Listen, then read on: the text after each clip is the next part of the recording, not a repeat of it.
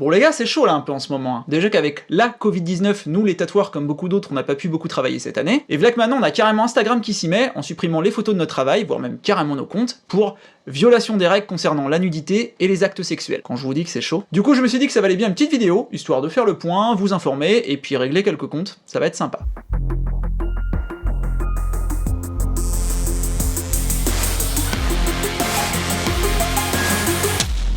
Bonjour à tous. Bon, le mois dernier, on parlait de thunes avec la vidéo Combien coûte un tatouage? Bah là on va parler de cul, de nudité, de fesses, de tétons, ou même juste de peau, vu qu'apparemment rien que ça pose problème. Je vous disais dans l'intro, on va parler d'Instagram, du rapport que les tatoueurs et tatoués entretiennent avec ce réseau social, et surtout les problèmes qui peuvent en découler. Et en ce moment, c'est bien la guerre. Alors bien entendu, il n'y a pas que les tatoueurs qui sont concernés, grosso modo là, tous ceux qui travaillent avec l'image du corps se retrouvent un peu embêtés, photographes, illustrateurs, TDS, publicitaires, etc. Et ce qu'on constate surtout, c'est qu'au niveau des conditions d'utilisation d'Instagram et de leur application, tout le monde n'est pas logé à la même enseigne. Mais vraiment, pas du tout. Il y a vraiment de quoi se poser des grosses questions, et on va développer tout ça dans cette vidéo. Alors pour rappel, ceux qui l'ignorent, Instagram c'est un réseau social, principalement accessible depuis les smartphones, et qui est dédié à l'image. Ce qui en fait une plateforme qui divise un peu le public, parce que d'un côté il y a les gens qui communiquent pas par l'image, donc ceux qui vont s'y inscrire juste pour regarder ce que les autres y mettent, ou ceux qui vont tout simplement pas y aller, parce que publier des photos de son chat ou de sa bouffe tous les jours, ça va 5 minutes, surtout quand tu manges que des pâtes et que ton chat est pas spécialement intéressant. Et de l'autre côté, par contre, ça va vraiment être le réseau parfait pour ceux qui communiquent par l'image. Donc les modèles photos, les photographes, les influenceurs, et beaucoup d'artistes, dont les tatoueurs. Et c'est vrai que pour nous, ces derniers, c'est vraiment le spot parfait pour se faire connaître et échanger avec les passionnés, surtout depuis que les pages Facebook ont perdu en visibilité et servent juste plus à rien. Il y a une très grosse communauté dédiée au tatouage qui s'est formée sur ce réseau social, il y a des tatoueurs qui ont des centaines de milliers d'abonnés, voire même pour certains des millions, et c'est un endroit où on peut découvrir des nouveaux artistes tous les jours, et ce, peu importe où ils se trouvent sur la planète. Donc pour nous, c'est censé être le bon plan. Mais le souci, c'est que s'il y a un endroit où des dérives, des inégalités, des abus, et du fake aussi beaucoup vont apparaître, c'est bien sur un réseau social dédié à l'image dans une société, qu'on le veuille ou non, où tout passe par l'image et le contrôle de l'image. En fait, c'est la plateforme qui a réussi à canaliser tout ce qu'elle est bien et tout ce qu'elle est mal, en touillant. Et c'est d'ailleurs pour ça qu'Instagram est l'application la plus citée quand on parle des problèmes comportementaux qui peuvent découler des réseaux sociaux et des smartphones. Voilà pour situer un peu l'ambiance. Donc au début c'était cool, sauf que comme à chaque fois sur ce type de plateforme, les bonnes choses ne durent qu'un temps, ça finit toujours par partir en sauce, et avec la même recette. On fait en sorte de rendre l'application plus ou moins indispensable à certains business, et une fois que tout le monde est là, et dans le besoin, on resserre et on oblige à raquer. Et c'est exactement ce qui s'est passé avec Facebook il y a quelques années, la visibilité des pages professionnelles a été réduite petit à petit pour pousser les entreprises, et surtout les petites, à sponsoriser leurs publications. Moralité aujourd'hui, une page Facebook ça sert plus à rien. Quand on a 10 personnes qui likent nos publications, on est content. Là où avant on pouvait toucher des milliers de personnes. Et si on veut retrouver ça, faut payer. Alors attention, je vous vois bien là devant votre écran à vous dire ouais mais la course au like c'est stupide et ça sert à rien. Attention, là je vous parle d'usage professionnel, d'entreprise. On s'en fout qu'il y ait 10 000 personnes qui likent une photo où on se lave les dents. Le souci c'est que quand 90% de notre clientèle vient exclusivement des réseaux, que c'est donc nos publications qui alimentent notre flux de clientèle, si d'un coup plus personne voit ce qu'on publie, il y a beaucoup moins de monde qui arrive chez nous. Et nous c'est avec ça qu'on mange. Les réseaux en fait c'est la seule pub gratuite et grand public qu'on ait. Bref, Facebook est devenu tellement inutile que la plupart des tatoueurs l'ont vraiment déserté au profit d'Instagram. Et ce qui était cool c'est qu'à l'époque, comme au début sur Facebook, on voyait toutes les publications des gens qu'on suivait, et dans l'ordre où elles étaient postées. Ça paraît loin, hein, cette époque. Rien de plus logique, de plus pratique, et tout le monde était logé à la même enseigne. Sauf que voilà, on a bien remarqué que ces 2 dernières années, les algorithmes qui gèrent la mise en avant des publications se sont beaucoup durcis, et ils sont vraiment butés. Leur but, ça va être de proposer au public un contenu qui va le retenir et l'intéresser, pour qu'il passe le plus de temps sur la plateforme, et pour ça, ils vont prendre aucun risque. Déjà pour commencer, ils privilégient les visages. Et les corps dans certains cas, genre maillot de bain. Donc là, nous, on part pas gagnant. On poste des dessins qui sont sur des parties de corps lambda, zoomées, forcément le robot quand il scanne l'image, clairement pour lui, il y a rien d'intéressant par rapport à ce qu'on lui a demandé de reconnaître. Et il voit aucune raison de montrer ça aux gens. C'est pour ça que systématiquement, on se retrouve avec 5 à 10 fois plus de likes, de commentaires, d'engagement quand on poste une photo de nous, que quand on poste une pièce sur laquelle on a tout donné pendant 30 heures. Et d'ailleurs, on voit une belle différence de développement des comptes entre ceux qui postent uniquement leur tatouage et ceux qui communiquent un peu plus avec leur gueule. Et on pourrait se dire que c'est la faute des gens, mais non! C'est les algorithmes. Ensuite, Instagram privilégie aussi les comptes actifs. Plus on poste, plus on échange, plus on est réactif sur les commentaires et les messages, plus c'est mis en avant. Donc forcément, quand on est confiné, qu'on n'a pas le droit de bosser pendant plusieurs mois et qu'on n'a pas grand chose à poster, là aussi notre visibilité elle prend cher. Et déjà de base, on n'a pas forcément la matière et l'envie pour poster tous les jours ou plusieurs fois par jour. Donc on va, par la force des choses, être pénalisé par rapport à d'autres types de contenus. Clairement aujourd'hui, à cause de ça, la majorité des gens qui nous suivent, qui veulent voir notre travail, S'ils font pas l'effort de venir directement sur notre page pour voir s'il y a du nouveau, ils verront rien, ça n'apparaîtra pas dans leur fil d'actualité. On va pas se mentir, ça commence à être un peu compliqué et blasant. Alors oui, ces problèmes d'algorithme ils touchent tout le monde, mais faut avouer que nous, compte tenu de ce qu'on poste, la façon dont c'est interprété par les robots et la fréquence à laquelle on peut poster, on est clairement handicapé et sans aucune possibilité d'y remédier. À part, en payant pour mettre en avant nos publications. Retour à la case départ. Et là, cerise sur le gâteau, l'année 2020. Léger durcissement des règles concernant la nudité.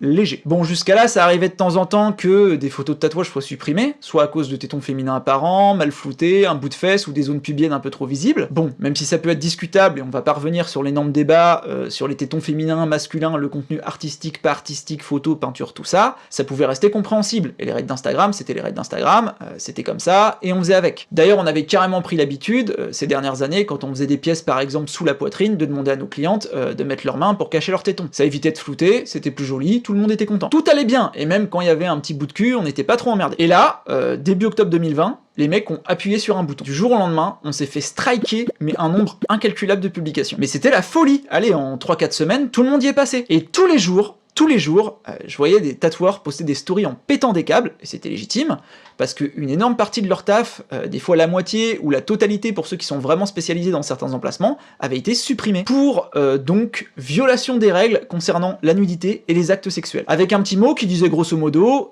si tu recommences, on ferme ton compte, et sans possibilité de le récupérer. Comme ça, adieu. Bon, quand t'as mis plusieurs années à construire une communauté qui te sert à remplir ton agenda de travail et donc te nourrir, et que d'un coup, du jour au lendemain, on te menace de t'enlever ça alors que t'as respecté les règles, ça pique un peu, t'as plus trop envie de jouer. Il y en a même qui ont carrément été shadow-bannés, c'est-à-dire que leur compte existe toujours, mais même si vous êtes abonné, vous le voyez plus ou très peu. Les publications apparaissent plus dans vos fils d'actu, et même quand vous faites une recherche, il faut vraiment taper le nom en entier et sans faute pour trouver le compte. Et là vraiment, personne n'a compris, parce que sur la majorité de ces photos, on voyait rien. Pour le coup, on voyait même moins que sur une photo en maillot de bain, ou que sur la plupart des photos mises en avant par Instagram. En général, nous les tatoueurs, ce qu'on poste, c'est de l'académique. Nos clients, ils se tiennent droit, ils cachent ce qu'il y a à cacher, il n'y a pas de sous-entendu. C'est-à-dire que pour Instagram, tout ça là, c'est ok, c'est même mis en avant, alors que ça, non.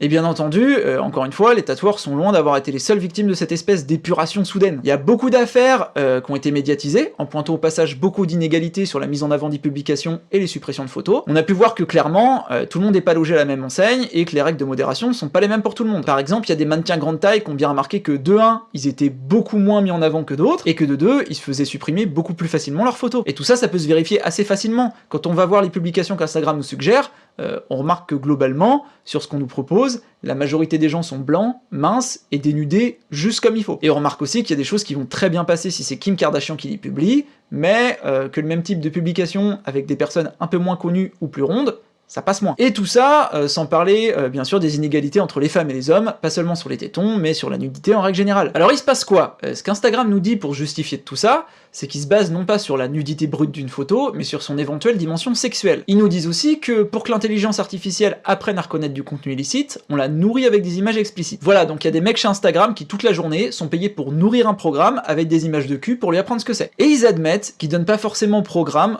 suffisamment d'images, bonnes ou mauvaises, de personnes corpulentes ou colorées. Ce qui fait que quand un robot tombe sur une personne corpulente ou un peu foncée, il sait pas trop voir si c'est bien ou pas. Et dans le doute, il va pas mettre la publication en avant, surtout s'il y a un peu trop de peau. Comme quoi, il y a pas que les humains qui deviennent discriminants face à la peur de l'inconnu. Voilà, du coup ça leur fait une bonne excuse derrière laquelle se planquer. Pour rappel à la base, les interdictions sur Instagram incluent, je cite, les photos et les vidéos et autres contenus numériques présentant des rapports sexuels, des organes génitaux ou des plans rapprochés de fesses entièrement exposées, cela inclut également certaines photos de mamelons féminins. Ok, mais tout ça, à aucun moment, nous explique pourquoi nos photos de tatou ou nos clientes cachent leur poitrine avec leurs mains méritent de se faire dégager, et pourquoi tout ça a été supprimé d'un coup. Bah ce qui s'est passé, c'est qu'entre temps, ils ont fait une petite mise à jour en ajoutant dans les motifs de suppression, je cite, le palpage d'une poitrine féminine, sauf dans le cadre de l'allaitement. Voilà, donc en gros le combo main plus sein, c'était mort. Donc comme je vous le disais tout à l'heure, toutes les personnes qui avaient pris l'habitude de se censurer de cette façon-là se sont fait éclater, parce qu'à partir du moment où on posait les mains sur une poitrine, c'était considéré comme une posture sexuelle. Mais fin octobre dernier, après tout le foin que ça a pu faire dans les médias,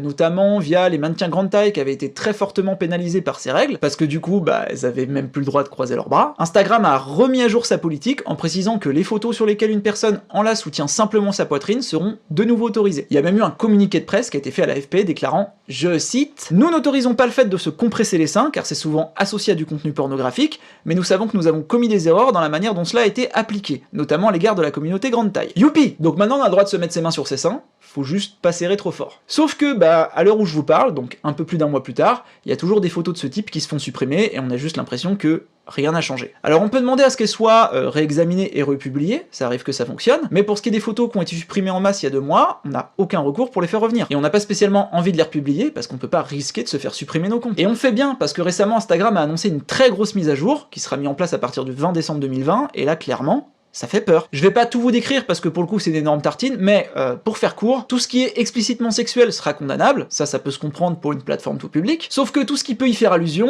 même implicitement, sera condamnable, que ce soit dans les images ou leur description, emoji inclus. Donc les aubergines c'est fini. Et donc les tatouages, les dessins qui peuvent de près ou de loin faire référence à de la sexualité ou un état d'excitation, ça sera fini aussi. Et pour couronner le tout, à partir du moment où il y aura de la nudité, même si tout est flouté, de dos, de loin, caché avec des objets ou ce que vous voulez, Instagram se réserve le droit de supprimer la publication s'il considère qu'elle n'est pas appropriée. C'est un peu comme si les lois sur l'alcool disaient juste « faut pas être alcoolisé, sinon prison ». C'est quoi être alcoolisé? Est-ce que c'est juste avoir bu un petit verre, ou est-ce que c'est être ivre-mort? Du coup, même si vous avez juste bu une goutte d'alcool, la justice peut vous condamner si elle en a envie à de la prison. Et laisser les gens qu'elle aime bien se bourrer la gueule en disant que ça passe. Donc clairement c'est des règles qui sont volontairement très floues, sujettes à interprétation, et qui vont permettre à Instagram de continuer à supprimer tout ce qu'il veut sous prétexte de nudité, et garder ce qui lui profite en ayant le moins de compte à rendre possible. Tout ça sans parler du fait que toutes les photos faisant lien vers des sites qui présentent des photos non censurées seront elles aussi considérées comme des sollicitations sexuelles. Donc on a le droit de se dire que même les liens vers nos sites pro, qui présentent l'intégralité de notre travail, pourront poser ceci, qu'on les censure ou pas. Et là j'ai une grosse pensée pour les copains photographes, modèles, TDS, tous ceux qui ont des OnlyFans, des Patreon, etc., adieu. Et tout ça, bien entendu, ça concerne tout ce qui a été publié dans l'histoire du réseau social, donc on peut très bien se faire épingler pour un truc qui a été publié il y a 4 ans. Voilà, on sait pour le moment absolument pas à quel degré ces règles vont être appliquées, mais ce qu'on sait, c'est que la plateforme va avoir le droit de vie ou de mort sur toute publication ou tout compte présentant des corps. Et à partir de là, à la vue de ce qui a pu arriver dans le passé, on sait qu'il va y avoir beaucoup de dérives et encore plus d'inégalités. Parce qu'il y a longtemps qu'on sait qu'Instagram fait en sorte que ces espaces soient et restent des endroits où tout le monde a une vie géniale, au bord de la mer, sans bourrelet, ni cellulite, ni vergeture, tout nu, mais pas trop, et que tout ce qui peut, un tant soit peu, faire fuir, déranger, à savoir les gens normaux de toute ethnie et les choses normales de la vie, ils essayent plutôt de les foutre sous le tapis. Et c'est là vraiment que j'en arrive à me poser la question par rapport au tatouage. Alors attention, c'est que mon avis, j'ai rien de fondé là-dessus, mais je commence à me demander, sans être parano ou complotiste, si le tatouage fait pas justement partie de ces choses qu'Instagram cherche à mettre, comme je vous le disais, sous le tapis. Parce qu'on a de moins en moins de visibilité, c'est très dur aujourd'hui d'avoir des publications qui percent, et on voit aussi que ceux qui sont arrivés sur Instagram ces dernières années ont beaucoup plus de mal à se faire une communauté que ceux qui sont arrivés il y a 5-6 ans ou plus. Personnellement, moi je suis sur Instagram en tant que tatoueur depuis 2013, donc 8 ans, je follow majoritairement des tatoueurs, et très peu, voire pas du tout d'influenceuses plage, et pourtant, Instagram dans ses suggestions me suggère quasiment rien en tatou, et veut absolument que j'aille suivre des filles qu'on le vend dans la gueule au coucher du soleil. Alors oui, il y en a certaines qui sont tatouées, mais c'est pas ce que je recherche. Normalement, un algorithme, il est censé me proposer du contenu similaire à celui que je consomme. Donc est-ce que il privilégie juste un certain contenu qu'il veut absolument mettre en avant et me montre pas ce que je veux voir parce qu'il sait tout simplement pas le reconnaître? Dans ce cas-là, ça serait involontaire. Ou est-ce que c'est volontaire et que dans ce cas, il me prive ou me restreint directement l'accès à ce contenu pour éviter son développement? Voilà, je pose juste la question parce que c'est vraiment dur de trouver des infos là-dessus, et franchement, ça serait pas étonnant compte tenu des antécédents d'Instagram. Donc si vous connaissez le sujet ou que vous bossez chez Instagram, n'hésitez pas à vous manifester dans les commentaires. Moi de mon côté, je vais continuer mon enquête, continuer à recueillir des témoignages, et s'il y a des choses intéressantes, je pense qu'il y aura une suite à cette vidéo. En tout cas, si vous voulez soutenir vos artistes sur Instagram, donnez-leur de l'engagement. Pensez à régulièrement partager leur travail en story, leur mettre des likes, des commentaires, c'est des choses qui ont l'air cons comme ça, mais ça a vraiment une utilité. Parce que juste, grâce à votre like ou votre commentaire, derrière il peut y avoir plusieurs autres personnes qui vont découvrir leur contenu. Comme sur YouTube, d'ailleurs, donc voilà, vous savez ce qu'il vous reste à faire sur cette vidéo et sur les autres de la chaîne. Voilà, vous pouvez aussi me suivre sur les réseaux, dont Instagram, pensez à vous abonner à cette chaîne, activer la cloche, ça aussi c'est très important et c'est gratuit. Je vous dis à la prochaine, et ne faites pas n'importe quoi.